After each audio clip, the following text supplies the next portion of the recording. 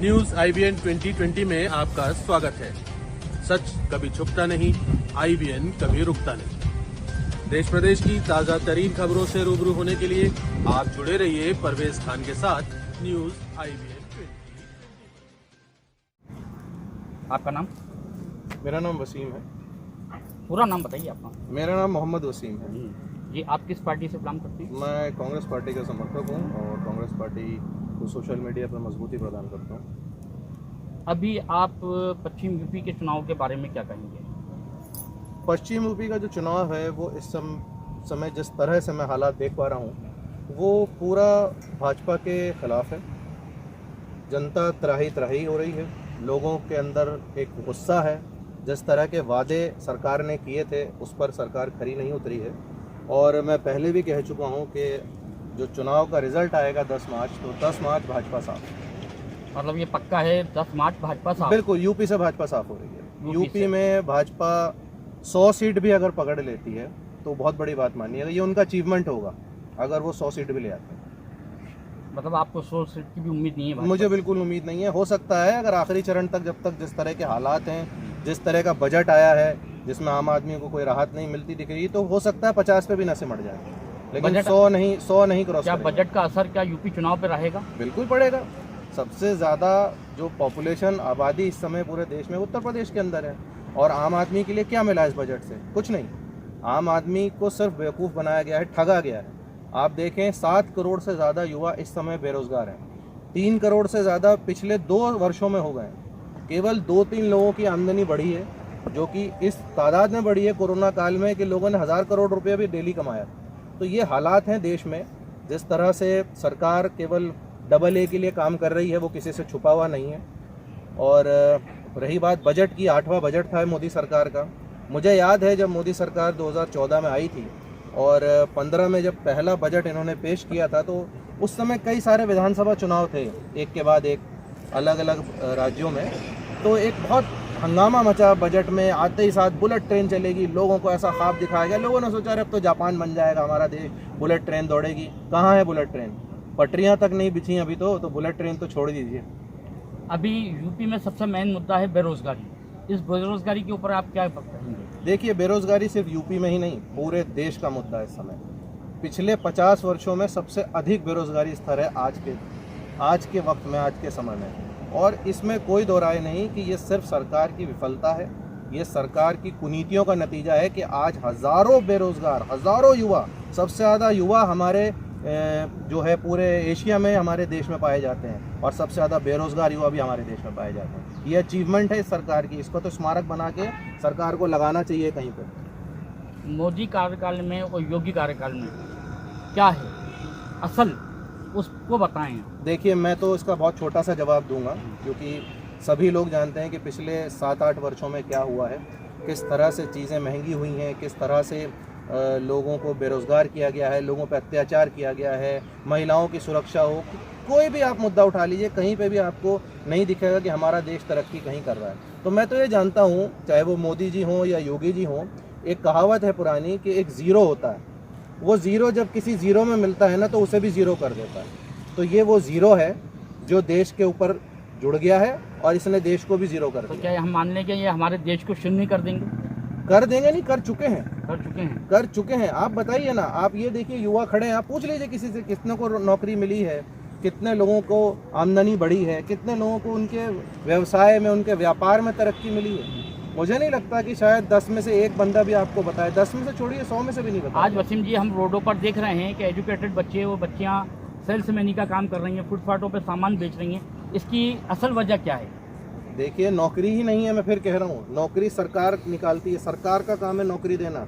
पढ़ना बच्चों का काम है, वो पढ़ रहे हैं, ग्रेजुएट हो रहे हैं, पोस्ट ग्रेजुएट हो रहे हैं। आप वो छोड़िए, 8वीं पास के लिए जो लाइन लगती थी, चतुर्थ श्रेणी सफाई कर्मचारी में MBA करे हुए लोग खड़े हैं लाइनों में नौकरी के लिए। ये हालात हैं इस समय। नहीं, वो तो हम देख रहे हैं। और आप छोड़ दीजिए, इसका सबसे बड़ा उदाहरण अगर आप लोग देख भी रहे हैं और आप लोगों के माध्यम से हम लोगों को पता चल रहा है, 70 वर्षों में, 75 वर्षों में जब से चुनाव हुए हैं और नेताओं ने वोट मांगना शुरू करा, पहली बार हुआ है कि लोग नेताओं को दौड़ा रहे हैं। घुसने नहीं दे रहे अपने गांव में, और सबसे बड़ी चीज सिटिंग एमएलए जो वहाँ का मौजूदा विधायक है उसको घुसने नहीं दे रहे हैं। हाँ, यूपी के हालात इस टाइम में बदतर हैं। तो क्या बद से आपने बदतर। कभी ऐसा देखा इससे पहले? नहीं, इससे पहले तो कभी हम ये लोगों ने पहली तो बार हुआ है आजाद भारत में। नहीं- आजाद भारत में क्या, हाँ, किसी नेता को दौड़ाया गया, किसी एलिमेंट को, और एक नहीं, हाँ, पता नहीं कितने कितने नेताओं को हैं। दौड़ाया जा रहा है। ये तो सर आपकी बात में सच्चाई है। तो ये हालात है, ये सच्चाई है, इसको आप लोग दिखाएं ना दिखाएं, पर ये ग्राउंड लेवल की सच्चाई है।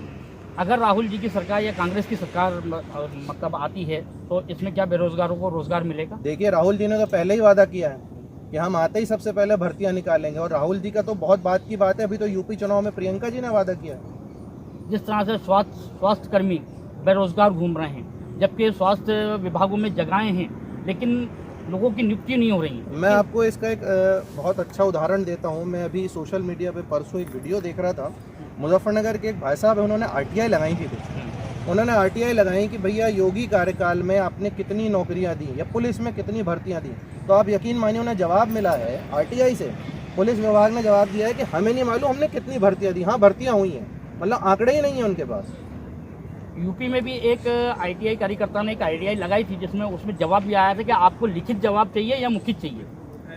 तो इस पे क्या कहना चाहिए? ये तो मजाक हो रहा है ना, पब्लिक के साथ मजाक हो रहा है। ये तो मजाक हो रहा है कि भाई जब आरटीआई लगाई तो लिखित में ही चाहिए होगी, लेकिन उस आईटीआई में लिख कर आया था कि आपको लिखित चाहिए या मौखिक चाहिए। बस इस पे तो आप कुछ ना ही कहें तो ज्यादा बेहतर है। ये तो कहते हैं ना कि सब अब तो ऊपर वाला ही बचाए, सब भगवान भरोसे चल क्या रहा है। हमारा देश के भगवान भरोसे इस टाइम? बस वही हालात हैं, वही बचा सकते हैं। अब तो ऊपर से ही कोई अवतार आए या कोई ऐसा करिश्मा हो जाए जो इस देश को इस समय पटरी पर ले आए, यहाँ की अर्थव्यवस्था पटरी पर आ जाए। अच्छा, आप ये बताइए यूपी में सरकार किसकी बन रही है? देखिए, यूपी में अभी मैं नहीं कह सकता कि सरकार किसकी बन रही है, क्योंकि यूपी का जो वोटर है वो बड़ा खामोश वोटर होता है। आपने देखा होगा 2007 में जब मायावती जी की सरकार आई थी तो क्लीन मेजोरिटी से आई थी, फिर 12 में अखिलेश आए तो वो भी क्लीन मेजोरिटी से आए। तो ये वहाँ की एक प्रथा रही है। 17 में भाजपा को पूरा क्लीन मेजोरिटी रही। कुछ नहीं कह सकते कि इस बार गठबंधन क्लीन मेजोरिटी आ जाए, या हो सकता है प्रियंका जी पूरा क्लीन स्वीप कर जाए, कांग्रेस भी आ सकती है। हमारे देश की राजनीति में मैं एक बात जोड़ना चाह रहा हूँ, क्योंकि प्रियंका जी ने जो महिलाओं के लिए इस टाइम पे जो वादे किए हैं, जो घोषणाएं की हैं, और उन्होंने जिस जिस तरह से उसको आगे इम्प्लीमेंट भी कर रही हैं, तो वो काबिले तारीफ है। कुछ भरोसा नहीं कि जाके मर्द जो हैं घर के वो भाजपा को या गठबंधन को या किसी और पार्टी को दे, सारी महिलाएं एक तरफ कांग्रेस को वोट कर आए। तो ये भी हो सकता है। बड़ा शांत वोटर होता है यूपी का, तो 10 मार्च को उसका फैसला होगा। लेकिन हाँ, ये गारंटी कि भाजपा वापसी नहीं करेगी। मतलब 10 मार्च भाजपा साहब। अच्छा, एक बात बताइए, अभी यूपी के जो मौजूदा हालात, थोड़ा सा उस पर रोशनी डालेंगे तो कुछ? यूपी के मौजूदा हालात आपको मालूम ही है, जिस तरह से वहाँ पे क्राइम का रेट बढ़ा है, हत्याएं जिस तरह से हो रही हैं, महिलाओं का चीरहरण हो रहा है, चुने हुए प्रतिनिधियों का चीरहरण हुआ है। आपने हाथरस कांड से किसी से छुपा नहीं है। उन्नाव में जिस तरह विधायक इनके खुद इन्वॉल्व रहे, किस तरह से उस परिवार को जो है मौत के घाट उतारा गया, कई लोगों को अलग अलग, ये सब बहुत मुद्दा है वहाँ, बहुत मुद्दे हैं वहाँ पे। आपका रोजगार बिल्कुल ना के बराबर है। ये सब चीज़ों को लेकर यूपी की जनता में और सरकार में मनमुटाव हुआ है क्या? बहुत ज़्यादा। यूपी की जनता इस समय, मैं वही आपको कहा, विधायकों को घुसने नहीं दे रहे हैं, दौड़ा रहे हैं। तो ये उसी का तो है। अगर मान लीजिए काम किया होता तो शमशान, कब्रिस्तान, अब्बाजान, इसकी जरूरत ही नहीं थी योगी जी को। भाई आपका काम बोलता है, काम दिखता आपका। आपके विधायक वोट मांगने जाते, सर आंखों पर पब्लिक बिठाती, दोबारा जिताती, पब्लिक भगाती नहीं। तो ये सब वही पब्लिक है कि जिसने कभी इज्जत से इनको बिठाया था, आज ये वही पब्लिक है जो इन्हें दौड़ा रही है। बिल्कुल, ये वही है। आप देखिए ना, 2017 में जिस प्रचंड बहुमत से भाजपा आई थी, और आज जो सर्वे हैं, जो ग्राउंड की रियलिटी है, वो 100 सीट भी मिलते हुए नहीं दिखा रहे हैं। तो ये सब इनके कुकर्म है। इन्होंने जिस तरह से, इन्होंने दरअसल क्या होता है ना, एक कहावत है, घमंड जब आ जाता है इंसान के अंदर तो उसका सर्वनाश होना बिल्कुल वाजिब है, और वो होना चाहिए, और वो होता है। तो ये वही है, घमंड में चूर है इनके एक एक नेता। जिस तरह से इनके बयान आ रहे हैं, जिस तरह से मान लीजिए अगर आप कुछ बोले तो आप पे यूएपीए लगा दिया, आपको अंदर कर दिया, कोई और कुछ बोला एनएसए लगा के अंदर कर दिया। तो संस्थाओं का दुरुपयोग करना, आपको प्रेशर डालना, वो साम दाम दंड भेद वाली नीति, वो जनता समझ रही है। अब इतनी बेवकूफ़ नहीं है, सोशल मीडिया का ज़माना है। एक बात बताइए, हमारे देश की सरकार बनाने में यूपी की जनता का एक बहुत बड़ा अहम रोल होता है। तो क्या अब की बार यूपी से फिर बदलाव की लहर चलेगी? बिल्कुल। आप देखिए इसकी शुरुआत पिछले, अगर आप कई चुनाव उठा के देखें विधानसभा में, भाजपा को कहीं पे भी जीत नहीं मिली है। आप कोई भी चुनाव उठा लीजिए, चाहे वो आपका हरियाणा का रहा हो, वहाँ सपोर्ट लेके इन्होंने बनाया। वो सपोर्ट भी किस तरह लिया वो सबको मालूम है। बंगाल से इनका सुपड़ा साफ हो गया। अभी उपचुनाव हुए, उसमें सुपड़ा साफ हुआ तो इन्होंने 10 रुपये पेट्रोल पे और 5 रुपये डीजल पे कम कर दिए। तो भैया अगर आपको सस्ता चीज़ें तो करानी आपका है, कहने का क्या मतलब है, यूपी चुनाव खत्म होने के बाद पेट्रोल और डीजल के रेट फिर बढ़ जाएंगे? बिल्कुल, अगर आपको सस्ती चीज़ें करनी है, महंगाई पे काबू पाना है, तो इनको हराना है। ये इन्होंने खुद ही बता दिया, वरना क्या जरूरत थी। आप एक बात बताइए, जो रेट रोज बढ़ रहे थे, अभी चुनाव चल रहे हैं, अभी कोई रेट नहीं बढ़ रहा पेट्रोल पे। मैं पिछले 15 दिन 20 दिन से पेट्रोल डलवा चुका हूँ, हर बार वही रेट मुझे मीटर पे दिख रहा है। तो वो किस लिए? क्योंकि चुनाव है। चुनाव के बाद अगर ये फिर से सत्ता पे आए तो आप देख लीजिएगा, ये जो अभी 110 111 का पेट्रोल है यहाँ, ये सीधा 150 क्रॉस जाएगा। और अगर ये नहीं आते तो ये और नीचे आ जाएगा, क्योंकि ना 24 लोकसभा हार दिख रही है इनको। आप क्या मानते हैं कि 24 में इनकी हार है? बिल्कुल 100% हार है, 100% बिल्कुल। अच्छा, आज हमारे देश की महान गायक कलाकार लता जी इस दुनिया में नहीं रही, उनके बारे में क्या कहना चाहेंगे? देखिए, उनके बारे में मेरी कोई हैसियत नहीं कि मैं उनके लिए कुछ कहूँ। मैं सिर्फ उनके लिए इतना कहूँगा कि वो एक लेजेंड थी, लेजेंड हैं, लेजेंड रहेंगी। उनका सम्मान हमेशा बना रहेगा और उनकी जो आवाज़ है वो हमेशा गूंजती रहेगी। ये उनके गीत सुन सुन के ही हम लोग बड़े हुए हैं, हमारे माँ बाप बड़े हुए हैं, तो वो गीत कभी जो है ख़त्म नहीं हो सकते। वो इस देश में, इस दुनिया में हमेशा लता जी गूंजते की यादें आप और हम सबके दिलों में जिंदा रहेंगी। रहेंगी। बिल्कुल, हमेशा। चलिए वसीम जी, हमारी बात हम यही ख़त्म करते हैं और आपकी इस बात को समाज और सरकार तक पहुंचाने की कोशिश करते हैं। मैं Sarwar Khan Jariwala, IBN news channel Bhopal से।